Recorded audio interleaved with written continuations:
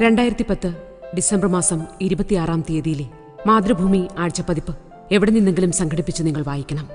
അതിലെ ചിത്രങ്ങൾ അസ്വസ്ഥത ഉണ്ടാക്കുന്നതാണെന്ന് പ്രസിദ്ധീകരണത്തിലെ കവർ പേജിൽ മുന്നറിയിപ്പ് നൽകിയിട്ടുണ്ട്. ജീവനാശിനി, അതായിരുന്നു കവർ സ്റ്റോറി. അവനെ എനിക്ക് കാണണമെന്ന് തോന്നിപ്പിച്ചതും ഇതേ കവർ സ്റ്റോറി തന്നെയാണ്. ജീവനാശിനി.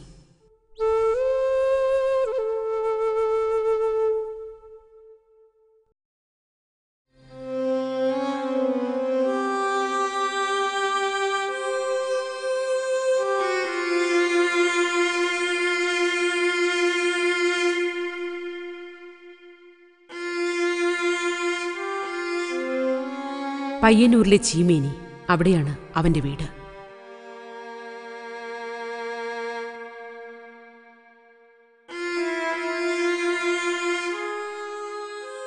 അവനെ തേടിയാണ് ഞാൻ ഈ സ്കൂളിലെത്തിയത്.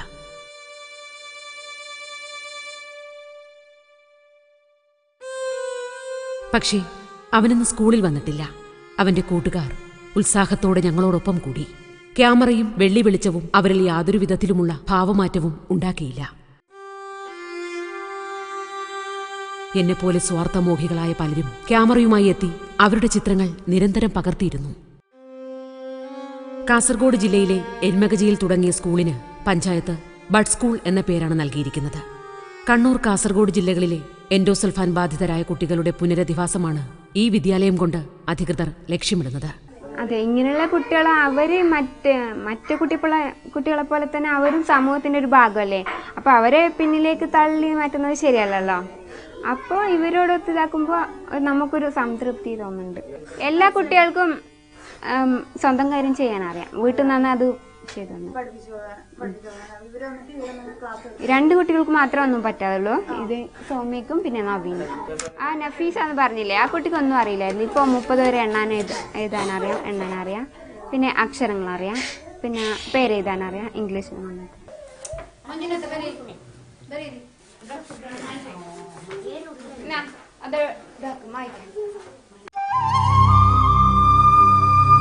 ജീവനാശിനി അഥവാ എൻഡോസൾഫാൻ ഞെരുക്കി നുറുക്കിയ അസ്ഥികൾ ഇവിടെ പൂക്കുകയാണ്.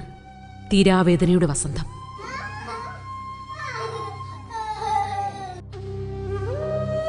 ഇവൾ അവന്റെ കൂട്ടുകാരിയാണ്. എല്ല് നുറുങ്ങുന്ന വേദന അവനേക്കാൾ അധികം അനുഭവിക്കുന്നത് ഇവളാണ്.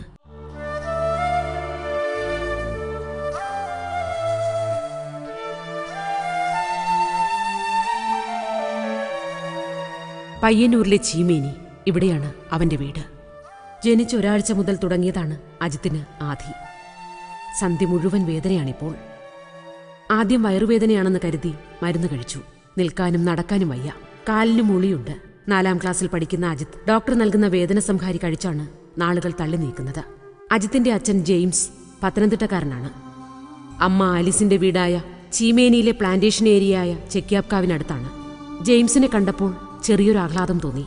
എൻഡോസൾഫാൻ ദുരിതാശ്വാസ നിധിയിൽ നിന്ന് ആദ്യം പ്രഖ്യാപിച്ച ആശ്വാസത്തുക കിട്ടിയ വിരലിൽ എണ്ണാവുന്ന വ്യക്തികളിൽ ഒരാളായിരുന്നു ജെയിംസ്.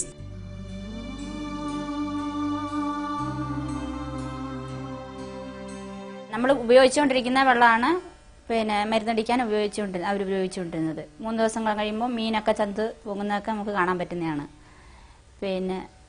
ജന്മനാ ഇവന് അസുഖമുണ്ട്, എന്താണെന്നറിയാതെ ഇപ്പോൾ 11 വയസ്സായി. ഇതുവരെയും ചികിത്സ തന്നെ.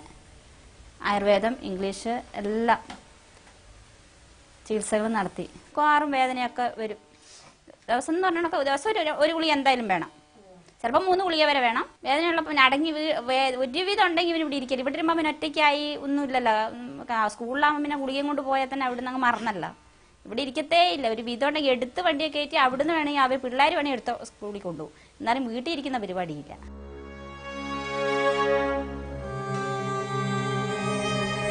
കാസർകോട്ടെ കശുമാവിൻ കൂട്ടങ്ങൾക്ക് മുകളിലൂടെ തുമ്പികളെപ്പോലെ ചിറകുവിടർത്തി പറന്ന യന്ത്രപക്ഷികൾ ഒരു കാലഘട്ടത്തിന്റെ ഓർമ്മയാണ്.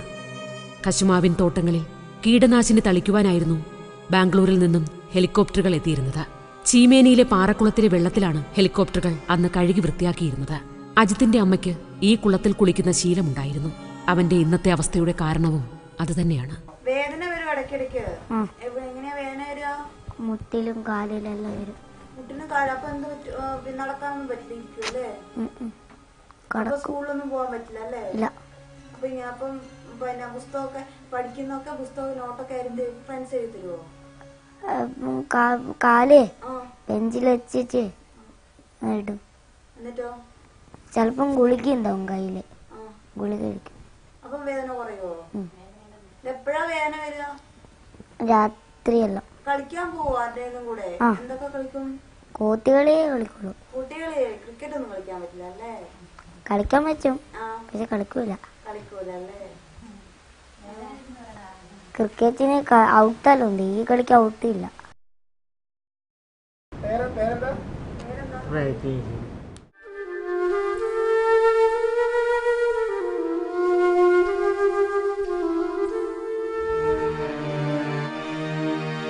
പ്രജീഷിന് പ്രായം 26. പക്ഷേ അവന്റെ മനസ്സ് 10 വയസ്സിനപ്പുറം വളർന്നിട്ടില്ല. അവന്റെ അമ്മ പ്ലാന്റേഷൻ കോർപ്പറേഷനിൽ തൊഴിലാളിയായിരുന്നു. മുത്തശ്ശിയാണ് അവനെല്ലാം. പാട്ട് കേൾക്കുന്നതും സഹോദരിയുടെ മകൾക്കൊപ്പമുള്ള കളികളുമാണ് അവനേറെ പ്രിയങ്കരം.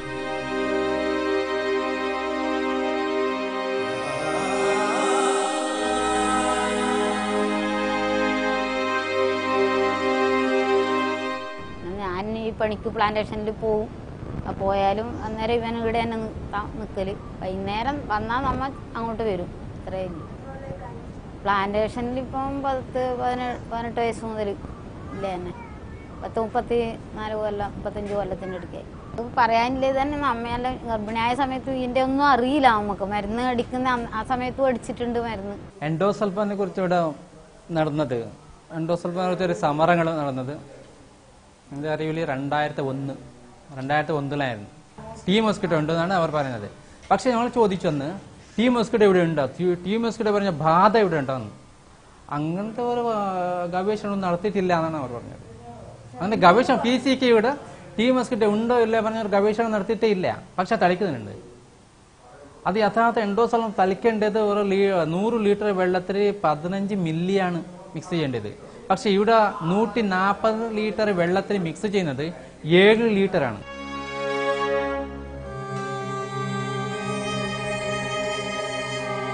പ്രത്യയശാസ്ത്രങ്ങൾ തോറ്റുപോകുന്ന ഈ കാലഘട്ടത്തിൽ നാം ആരെയാണ് പഴിക്കേണ്ടത്? എൻഡോസൾഫാൻ ഒരു ജീവനാശിനിയാണെന്ന് അംഗീകരിക്കുവാൻ പോലും സന്മനസ് കാട്ടുന്നില്ല ഭരണകൂടങ്ങൾ. ഡോക്ടർമാരോ ഇതിനൊന്ന് വിദഗ്ധമായി പരിശോധിക്കുന്ന സമയത്താണ് ഇത് എൻഡോസൾഫാൻ്റെ ബുദ്ധിമുട്ടുകൾ ഉണ്ട് എന്നത് ഒന്ന് അറിഞ്ഞു. അപ്പോൾ അതിനുശേഷമാണ് നമ്മൾ ഇതിനെതിരായിട്ട് പ്രവർത്തിക്കാനും നാട്ടുകാരെല്ലാം ഒന്നിച്ചു തുടങ്ങി. അപ്പോഴും എന്താക്കിയെന്ന് ഈ ഗവൺമെൻറ്റുകൾ അതിന് വേണ്ടിയ ഒരു ഇതും ഏർപ്പാട് ചെയ്തില്ല. ഇപ്പോഴാണ് ഈ കഴിഞ്ഞ 4 കൊല്ലം 5 കൊല്ലത്തിനിടയിലാണ് എന്തെങ്കിലും ചെറിയ അസുഖ നടപടികളായെങ്കിൽ ഈ ഗവൺമെൻറ് ചെയ്തത്.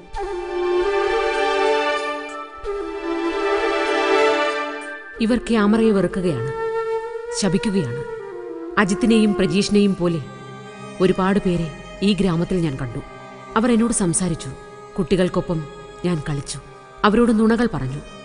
പക്ഷേ ക്യാമറ ഓൺ ചെയ്യുവാൻ മാത്രം അനുവദിച്ചില്ല. ഞാനതനുസരിച്ചു. കരയുവാൻ എനിക്കാവുന്നില്ല. ഇനി ചർച്ചകൾ വേണ്ട. ഈ മനുഷ്യരുടെ കണ്ണുനീർ അതുമാത്രം മതി ഈ അന്തകനെ ഭൂമിയിൽ നിന്നും തുടച്ചു നീക്കുവാൻ.